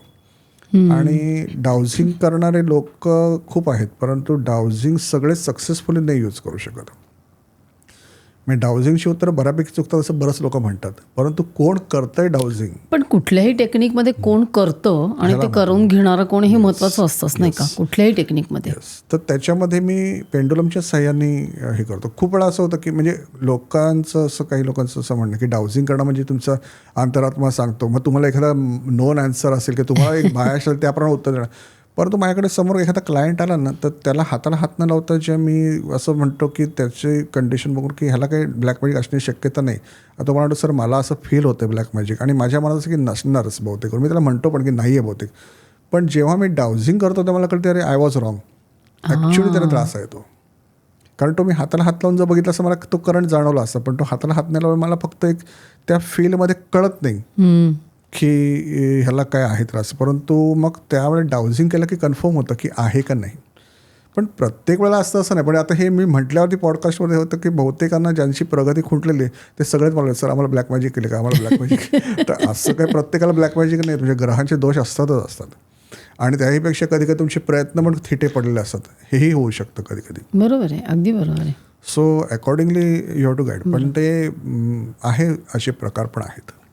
मला एक सांगा की असं स्त्रियांचा आणि पुरुषांचा वेगवेगळा हात बघायचा असतो का? ॲक्च्युली स्त्रियांचं आणि पुरुषांचं असं आहे की आपल्याकडे इंडियन पामिस्ट्रीप्रमाणे ना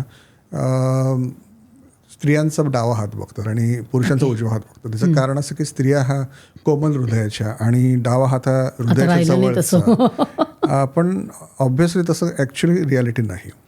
आणि मी इनिशियल स्टेजमध्ये ज्यांना फॉलो केलं होतं, ॲक्च्युली मराठीमध्ये त्यांचं नाव खिरो लोक म्हटलं. खूप शानमध्ये मला खूप वेळं मागच्या पॉडकास्टला पण लोकांनी खिजवलं होतं की ज्या माणसाचं तुम्ही नाव घेता त्याचं नाव खिरो आहे. परंतु मी असं म्हणतो की जर का समजा मराठीमध्ये माधव नाव आहे आणि त्याचं एखाद्या ब्रिटिश माणसांचं मॅडव नाव घेतलं तर ते माधव बरोबर का मॅडव बरोबर. तसंच ह्या व्यक्तीचं नाव खिरो घेणं हे मराठी लोकांनी ते बरोबर आहे का आयरिश लोकांनी त्याचं नाव शेरिओ म्हणणं हे बरोबर. तर मी असं म्हणेन की त्याचं नाव शेरिओ आहे. CHEIRO असं स्पेलिंग आहे. आणि ते सर विल्यम जॉन वॉर्नर नावाची व्यक्ती होती, आयरिश पर्सन. ते इंडियामध्ये आले होते आणि त्यांनी एका कोकणी ब्राह्मणाकडून ही साधना केली होती, पामिस्ट्री, ॲस्ट्रॉलॉजी आणि मंत्रशास्त्र पण ते शिकून गेले इकडून. पण त्यांनी स्वतःचे काही सिद्धांत मांडले. ते जेव्हा त्यांच्या कंट्रीला परत गेले, इंग्लंडला गेले ते, त्यावेळेस त्यांनी त्याचा उल्लेख आहे की त्यांनी एडिसनपासून त्यावेळेच्या राजापर्यंतचे हात बघितले आणि त्यांनी त्यांच्या साहित्यात असं लिहून ठेवलं आहे की तुम्ही जितका एक्सपिरियन्स घाल तेव्हा तेवढे तुमचे स्वतःचे सिद्धांत असतील. तर त्यांनी जेव्हा बघितलं तर त्यांनी असं ते सुरुवातीला म्हटलं की लेफ्ट हँड आणि राईट हँड जो इंडियामध्ये बघितला तो चुकीचा आहे. त्याच्यापेक्षा त्यांचा एक सिद्धांत असा होता की one hand with which you are born and another hand which you create.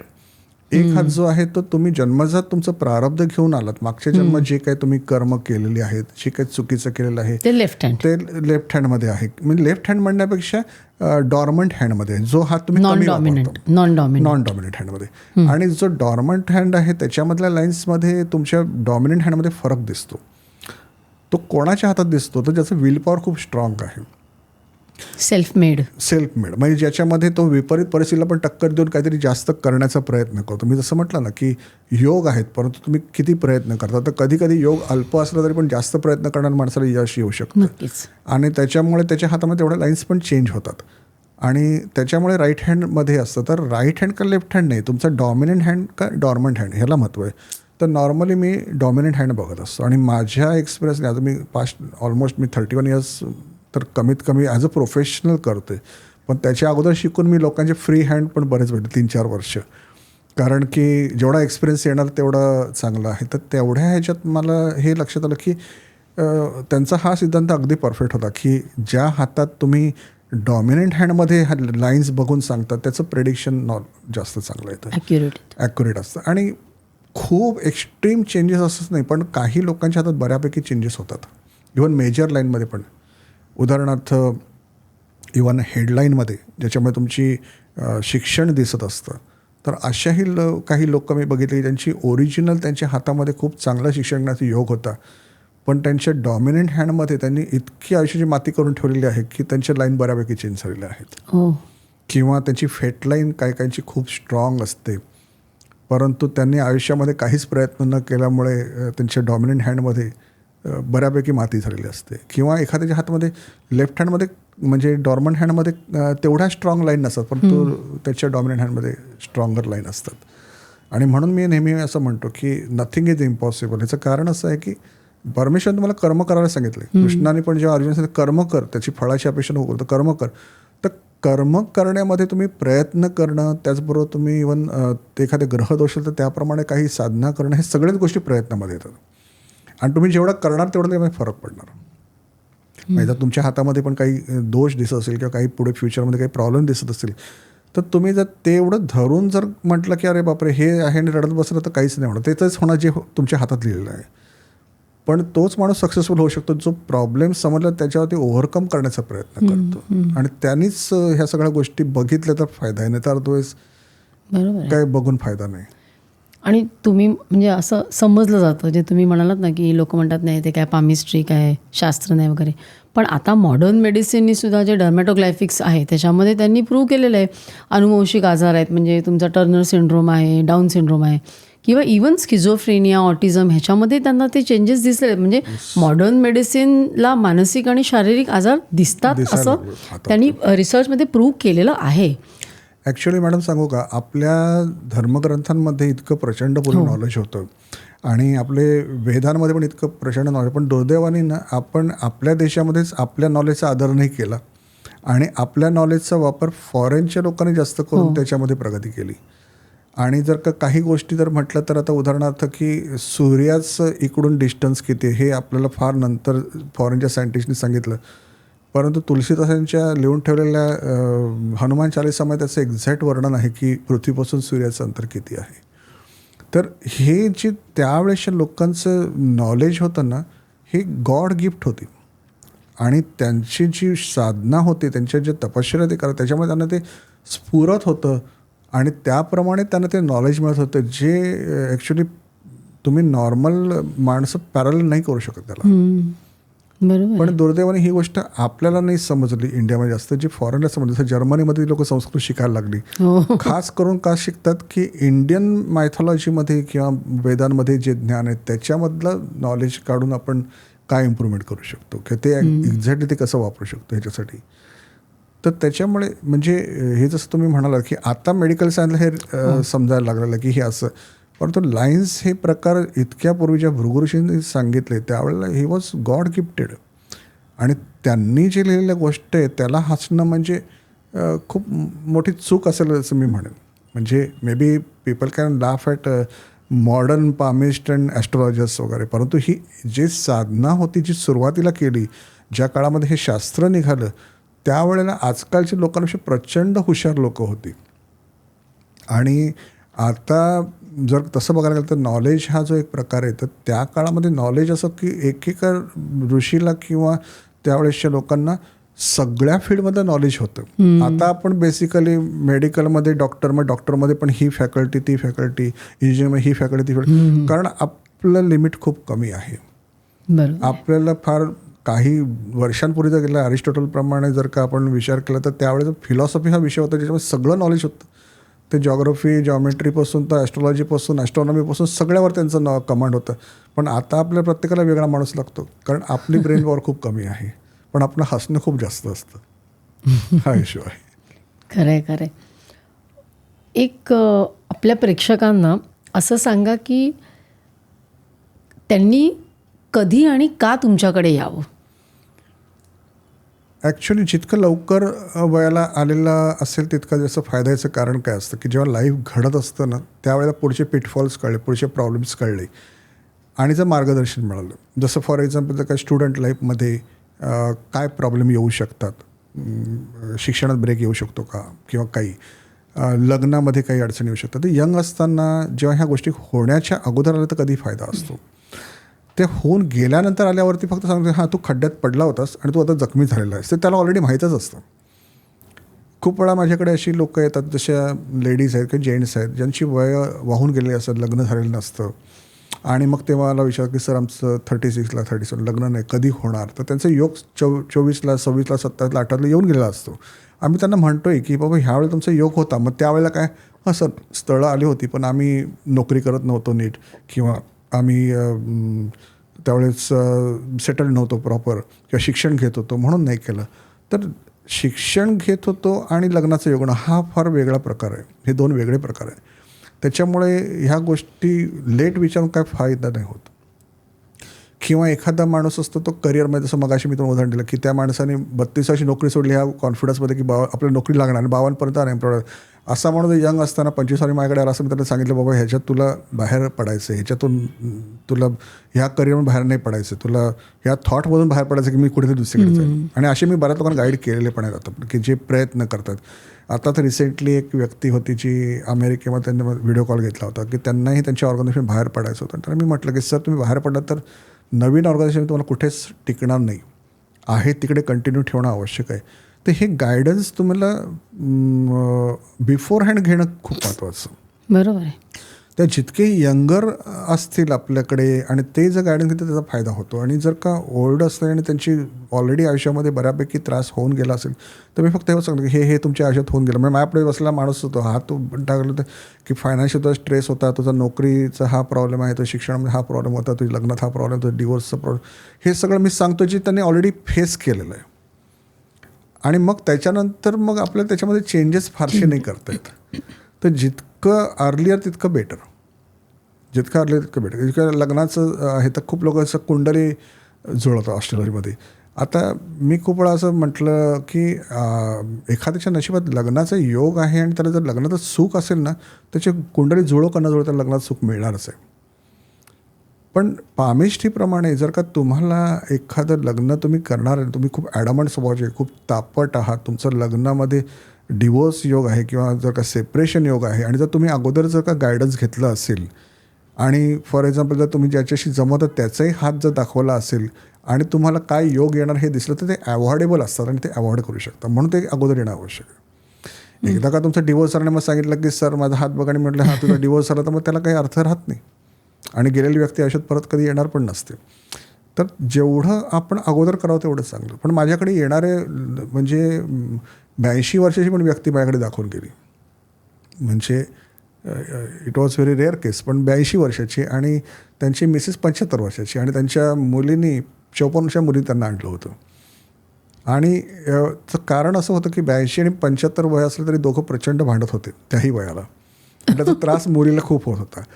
आणि ते आल्यावरती मी त्याचे हात बघितले लगेचच मी मुलीला म्हटलं की मॅडम तुम्ही आलं ते तुमचं फुकट आहे येणं माझ्याकडे कारण हे ना बदलणार नाही आहेत. हे are destined to actually fight throughout their life आणि ते नाही बदलणं कारण त्यांचा प्रचंड ॲडमंट स्वभाव आहे. तर ते बोलले सर मी लास्ट होप्स म्हणून तुमच्याकडे आलं कारण काय झालेलं आहे की मला प्रचंड त्रास होतो ह्यांचा, हे माझ्याच वरती राहतात, ह्यांची मोठी भांडणं झाली की मला धावत जाऊन त्यांची भांडणं सोडवावी लागतात आणि ॲक्च्युली मी माझ्या मुलांकडे लक्ष घालण्याची आईवडिलांकडे अजून घ्यावायला लक्ष घालते. तर मी त्यांना समजवण्याचा प्रयत्न केला. म्हटलं मी तुमच्याशी बराच लहान आहे वयाने, परंतु एक समजून घ्या की मॅडम तुम्ही काही गोष्टी मनात पकडून धरलेल्या आहेत, त्या धरून तुम्ही त्यांच्याशी भांडत आहात, पण त्यांनाही तेवढा त्रास होतच आहे ना. त्यांच्या हातावर मला दिसतं की त्यांनाही टेन्शन होतं. त्यांनी फटकन एक स्टेटमेंट नाही मला काही त्रास होत नाही. आणि मग परत तिकडून भांडण सुरू झालं. मग मी त्यांना हेच म्हटलं की मॅडम, हेच मी तुम्हाला सांगितलं की ह्यांच्यात बदल होणं शक्य नाही आणि एवढ्या लेट आणून काही फायदाही नाही. असे वय एवढं झाल्यावर म्हणजे थोडक्यात कसं असतं मॅडम की जोपर्यंत फ्लेक्झिबिलिटी नाही तोपर्यंत गोष्टी बदलत नाही. म्हणजे काही मुलं अशी असतात की ज्याच्यामध्ये खूप हुशार असतात, परंतु त्यांचं काहीतरी वेगळं ड्रीम असतं की बस मला क्रिकेटरच व्हायचं आहे, अभ्यास करणारच नाही. मग त्यांना त्याच्यात करिअर दिसत नसतं की त्याची क्रिकेटर व्हायचं आहे, त्याच्यामध्ये संधी मिळणं आहे का नाही. अशांना आपण गाईड केलं तर कदाचित त्याचा फायदा होऊ शकतो त्यांना, की ते राईट पाथवर येऊ शकतात.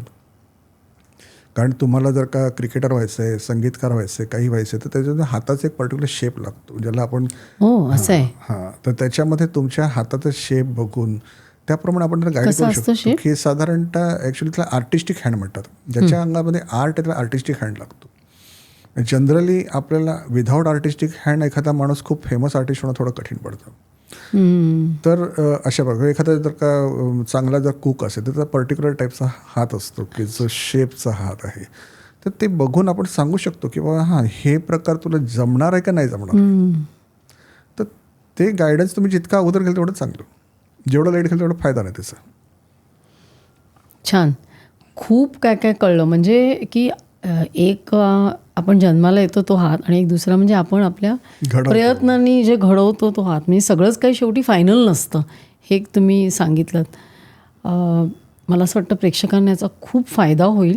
कारण प्रत्येकजण शेवटी मग काही नाही झालं, फेल्युअर आलं की ते काय माझ्या नशिबात आहे असं म्हणतं आणि ते शेवटी प्रयत्नांती परमेश्वर ते माहितीच आहे आपल्याला. तर त्यामुळे तुम्ही इकडे आलात आणि खूप छान माहिती सांगितली. बरंच काही कळलं आणि साधनेचं पण महत्त्व कळलं, मंत्रांचं महत्त्व कळलं आणि रेषांमुळे जे काय थोडंफार आयुष्याची दिशा कळते ते पण कळलं. तुम्ही ते आलात त्याबद्दल खूप खूप धन्यवाद. Thank you so much. थँक्यू. तर प्रेक्षक हो, आज जरा एक वेगळाच विषय होता, इंटरेस्टिंग होता आणि आपल्या हाताच्या रेषा आपण घेऊन येतो पण आपण त्या बदलू शकतो हे खूप सुंदर त्यांनी सांगितलं. म्हणजे प्रयत्न करत राहा हे बेसिकली सांगितलं. आजचा एपिसोड तुम्हाला आवडला असेलच. जास्तीत जास्त लोकांपर्यंत शेअर करा, लाईक करा आणि सर्व काहीला सबस्क्राईब करायला विसरू नका. पुन्हा भेटूया पुढच्या वेळी असाच एखादा छानसा विषय घेऊन अशाच एका एक्सपर्ट पाहुण्यांबरोबर सर्व काहीमध्ये.